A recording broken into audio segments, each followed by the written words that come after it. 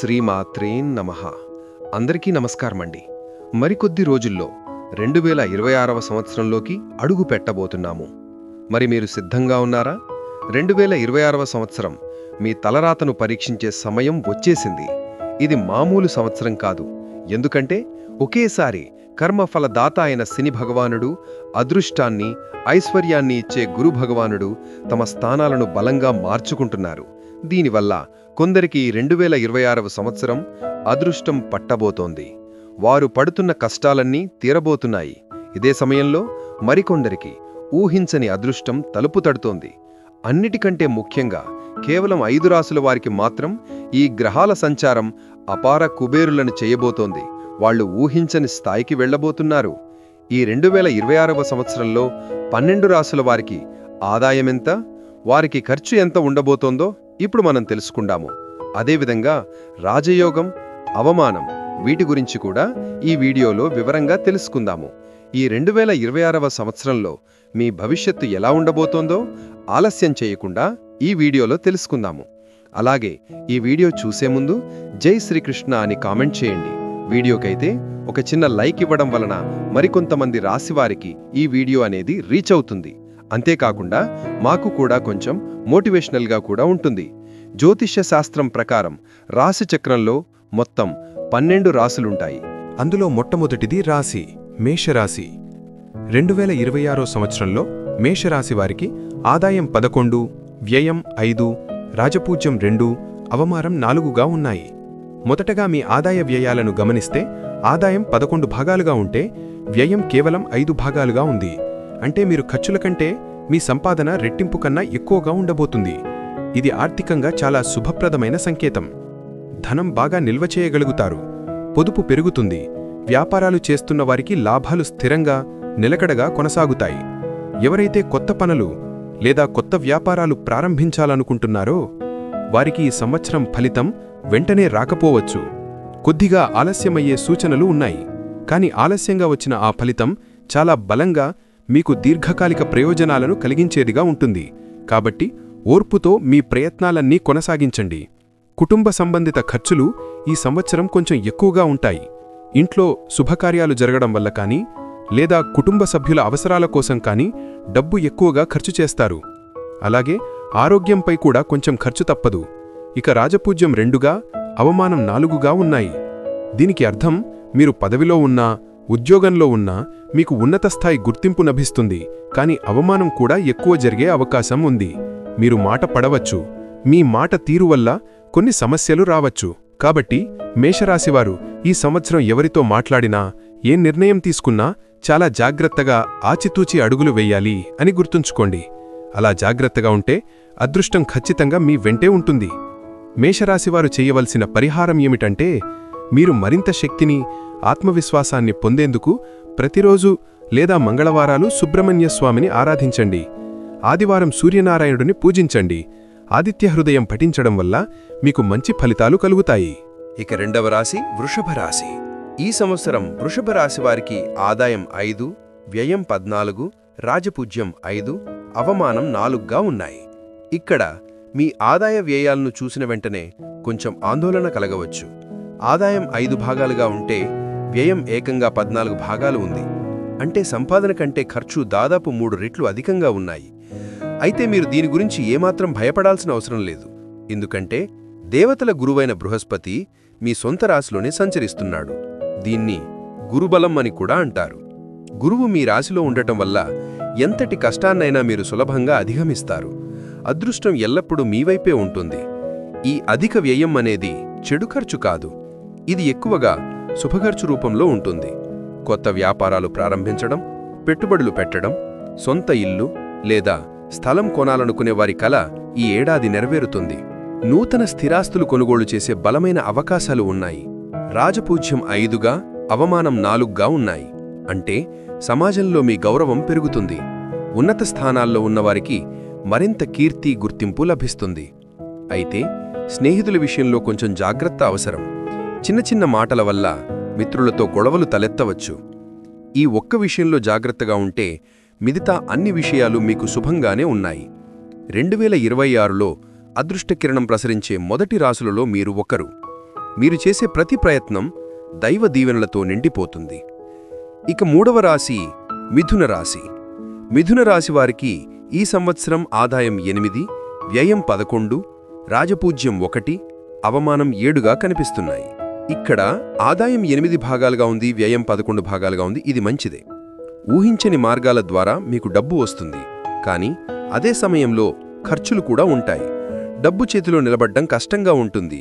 ముఖ్యంగా ఆస్తులపై పెట్టుబడులు పెట్టడం, కొత్త వాహనాలు కొనడం లేదా పాత వాహనాలను మరమ్మతులు చేయడం రూపంలో డబ్బు ఖర్చు ఎక్కువగా అవుతుంది. ఇక రాజపూజ్యం 1గా, అవమానం 7గా ఉన్నాయి. ఇది కొంచెం ఆందోళన కలిగించే విషయం. రాజపూజ్యం చాలా తక్కువగా, అవమానం చాలా ఎక్కువగా ఉంది. దీనివల్ల మీరు చాలా జాగ్రత్తగా ఉండాలి. ఉద్యోగంలో మీకు కొత్త స్థానం, ప్రమోషన్ లభించినా మీ కింది స్థాయివారు, మీ తోటివారి నుంచి మీకు ఇబ్బందులు ఎదురవుతాయి. ముఖ్యంగా మీ మాట తీరు సమస్యలకు దారితీస్తుంది. అనవసరమైన విషయాల్లో తలదూర్చకండి. అవసరం లేకపోతే ఇతరులతో అస్సలు మాట్లాడకండి. ఇతరులకు సలహా ఇవ్వడం కూడా కొన్ని సందర్భాలలో చెడే చేస్తుంది. ఈ సంవత్సరం మీరు దాదాపుగా మౌనంగా ఉండటమే మంచిది. మిథున రాశివారికి ఈ సంవత్సరం మధ్యస్థంగా ఉంటుంది. పూర్తిగా శుభం కాదు, అలాని పూర్తిగా శుభం కాదు. మీరు చేసే పనులలో ఏకాగ్రత పెట్టి అనవసరమైన విషయాలకు దూరంగా ఉంటే మీరు ఖచ్చితంగా ఈ సంవత్సరం మంచి ఫలితాలను చూస్తారు. ఇక 4వ రాశి కర్కాటక రాశి. కర్కాటక రాశి వారికి ఈ 2026వ సంవత్సరంలో ఆదాయం 2గా, వ్యయం 11గా, రాజపూజ్యం 4గా, అవమానం 7గా ఉన్నాయి. మీ రాశికి ఆదాయం 2 భాగాలుగా, వ్యయం 11 భాగాలుగా ఉంది. ఆదాయం చాలా తక్కువగా, ఖర్చులు చాలా ఎక్కువగా కనిపిస్తున్నాయి. కానీ ఈ ఖర్చులు ఎక్కువగా కుటుంబం కోసం, దాన ధర్మాల కోసం చేస్తారు. ఆర్థికంగా కొంచెం ఇబ్బందిగా అనిపించినా మీకు రావాల్సిన పాత బాకీలు, ఎప్పుడో ఇచ్చిన అప్పులు ఈ సంవత్సరం తిరిగి మీ చేతికొస్తాయి. ఇది మీకు పెద్ద ఊరటనిస్తుంది. ఇంటి పెద్దలు, తల్లిదండ్రుల దీవెనలతో మీ సంపద పెరుగుతుంది. కుటుంబ ఖర్చులు, దానధర్మాలు, శుభకార్యాల మీద మీరు ఎక్కువగా డబ్బు ఖర్చు చేస్తారు. రాజపూజ్యం 4, అవమానం 7గా ఉన్నాయి. గౌరవం 4 బాగానే ఉన్నా అవమానం 7 ఎక్కువగా ఉండటం కాస్త ఇబ్బందికరం. సమాజంలో మీకు గౌరవం, కీర్తి పెరుగుతాయి. కాని పాత స్నేహితుల ద్వారా లేదా బంధువుల ద్వారా చిన్న సమస్యలు, మాట పట్టింపులు రావచ్చు. కాబట్టి వారితో మాట్లాడేటప్పుడు కొంచెం జాగ్రత్తగా ఉండండి. ఏదేమైనా ఈ సంవత్సరంలో మీకు వృత్తిలో స్థిరత్వం, కుటుంబంలో సుఖం, సంసార సుఖం రెండూ కలుగుతాయి. ఆర్థిక విషయాల్లో మాత్రం పొదుపు పాటించడం చాలా అవసరం. ఇక 5వ రాశి సింహరాశి. 2026వ సంవత్సరంలో సింహరాశి వ్యక్తులకు బాగా కలిసి వస్తుంది. ఈ సంవత్సరం మీ ఆదాయం 5, వ్యయం 5గా ఉన్నాయి. రాజపూజ్యం 7, అవమానం 7గా ఉన్నాయి. ఇది చాలా అరుదైన, అద్భుతమైన కలయిక. అంటే మీ సంపాదన, ఖర్చులు సమానంగా ఉంటాయి. వచ్చిన డబ్బు వస్తుంది, పోవాల్సిన డబ్బు పోతుంది. కానీ ఎక్కడా అప్పు చేయవలసిన అవసరం మాత్రం రాదు. మీ ఆదాయం అద్భుతంగా పెరుగుతుంది. మీరు చేసే ప్రతి పనిలో దైవబలం, దైవకరుణ స్పష్టంగా కనిపిస్తున్నాయి. మీరు సంపాదించిన ధనాన్ని ఎక్కువగా పుణ్యకార్యాల కోసం ఖర్చు చేస్తారు. దేవాలయాలకు డబ్బును దానం చేస్తారు. పేదవారికి సహాయం చేయడానికి డబ్బును ఉపయోగిస్తారు. ఇక రాజపూజ్యం 7, అవమానం 7గా సమానంగా ఉన్నాయి. ఇది అన్నిటికన్నా అద్భుతం. మీ గౌరవం, అగౌరవం రెండూ సమానంగా అత్యధిక స్థాయిలో ఉన్నాయి. దీని అర్థం సమాజంలో మీ పేరు, మీ కీర్తిని ఎవరూ తగ్గించలేరు. మీపై అసూయతో కొంతమంది మీకు అడ్డు తగులుతారు, మిమ్మల్ని అవమానించాలని చూస్తారు. కాని మీ రాజపూజ్యం 7గా ఉంది కాబట్టి మీకు అంతే బలముంటుంది. ఆ అడ్డంకులన్నీ మీరు చాలా సులువుగా దాటేస్తారు. శత్రువులపై సంపూర్ణ విజయం సాధిస్తారు. సింహరాశివారికి ఇది తిరుగులేని అదృష్ట సంవత్సరమనే చెప్పుకోవాలి.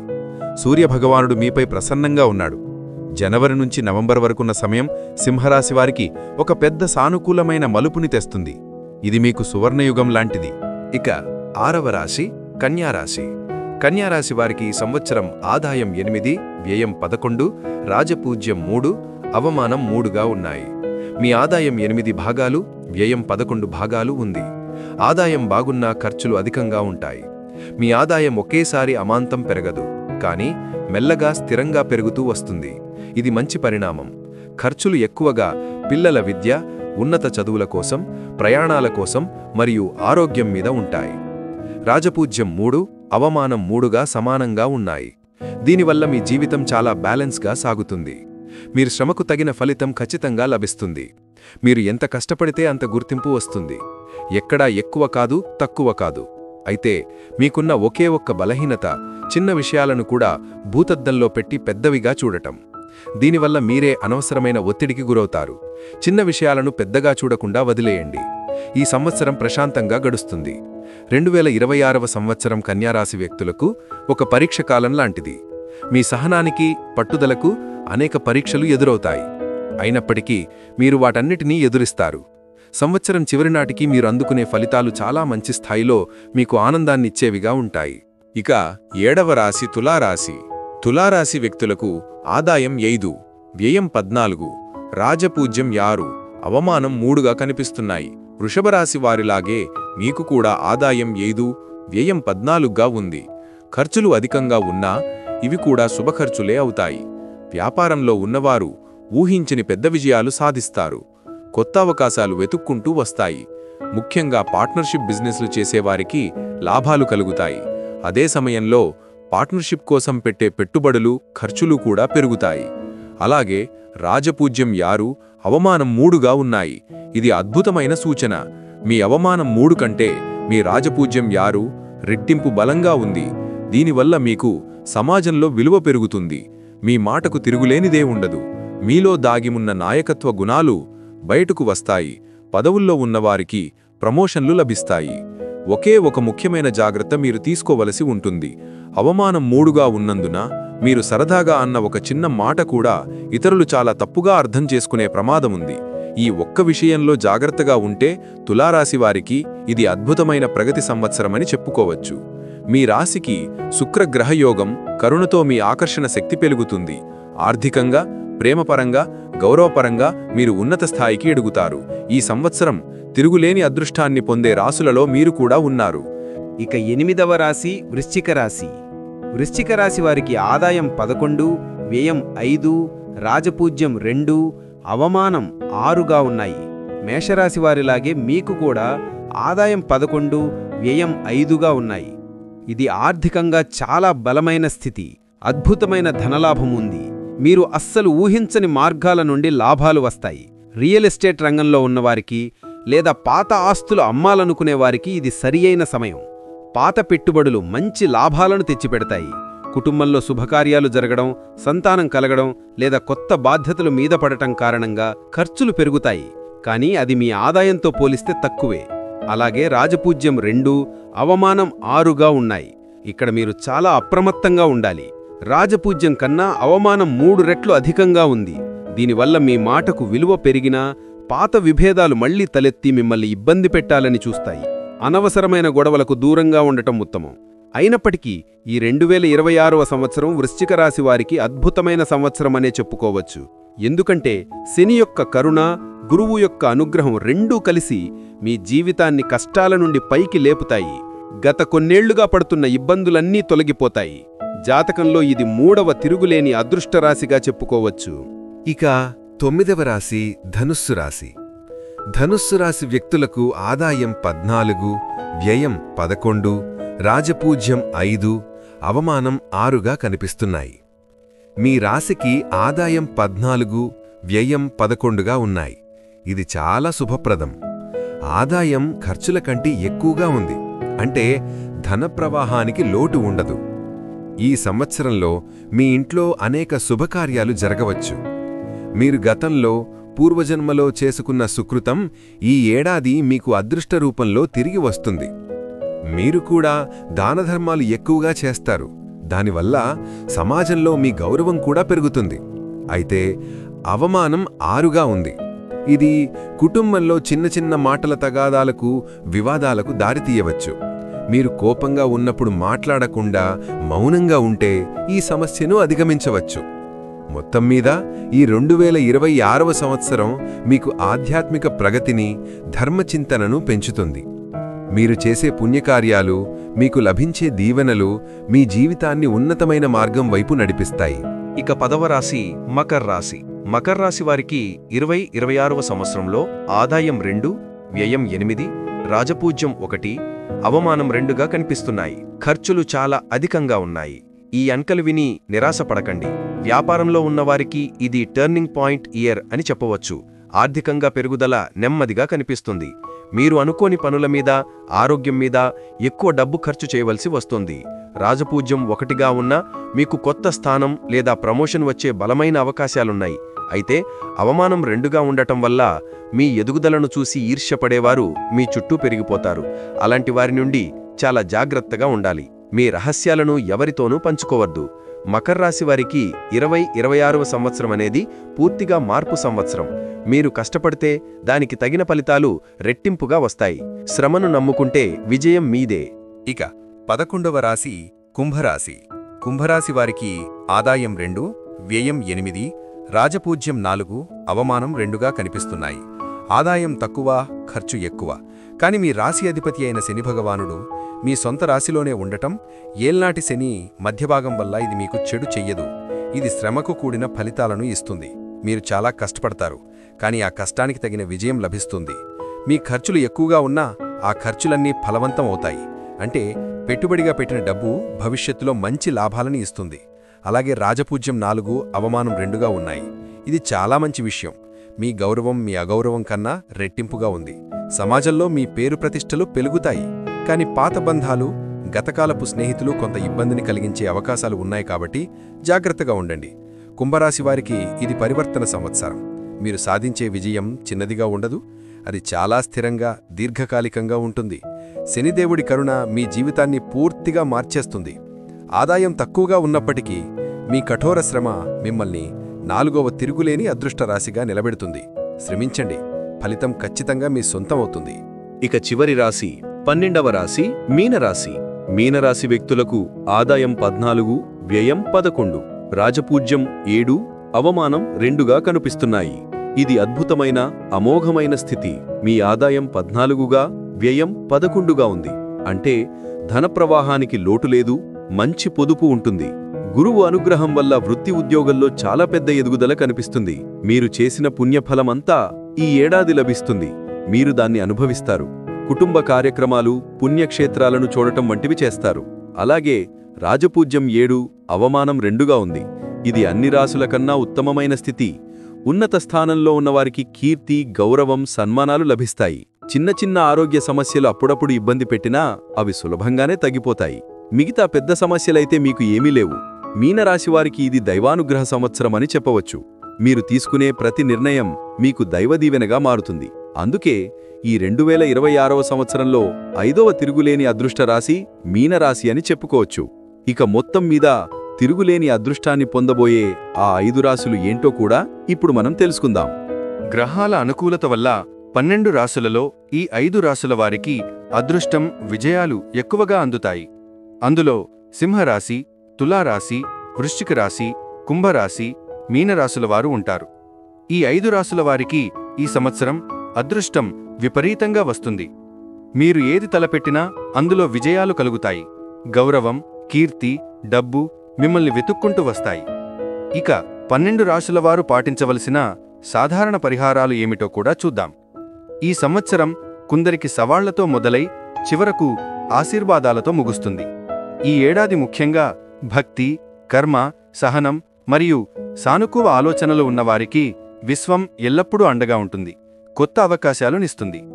అన్ని రాశుల వారు గ్రహదోషాలు ఏవైనా ఉంటే అవి తొలగిపోవడానికి ఇప్పుడు చెప్పే ఈ 3 పరిహారాలను చెయ్యండి. ప్రతి శనివారం శనిదేవుడి అనుగ్రహం కోసం సమీపంలో ఉన్న దేవాలయాలలో నువ్వుల నూనెతో దీపం వెలిగించండి. అలాగే ప్రతి గురువారం గురువు అనుగ్రహం కోసం పేద విద్యార్థులకు పుస్తకాల దానం చెయ్యండి. లేదా గురువులకు, పెద్దవారికి మీ శక్తి కొలది సాయం చెయ్యండి.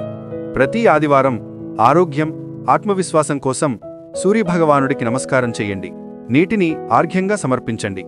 ఈ పరిహారాలు పాటిస్తే, మీ పనులన్నీ శ్రద్ధతో చేస్తే 2026వ సంవత్సరమంతా మీకు ఖచ్చితంగా శుభ ఫలితాలు అందిస్తుంది. ఈ వీడియో గనక మీకు నచ్చినట్లయితే ప్లీజ్ లైక్ చేసి మీ ఫ్రెండ్స్కి షేర్ చేయండి. అలాగే మా కొత్త వీడియోస్ మీకు వెంటనే చేరాలంటే మా ఛానల్ని సబ్స్క్రైబ్ చేసుకుని పక్కనే ఉన్నటువంటి బెల్ ఐకాన్ని ప్రెస్ చేయండి. ధన్యవాదములు.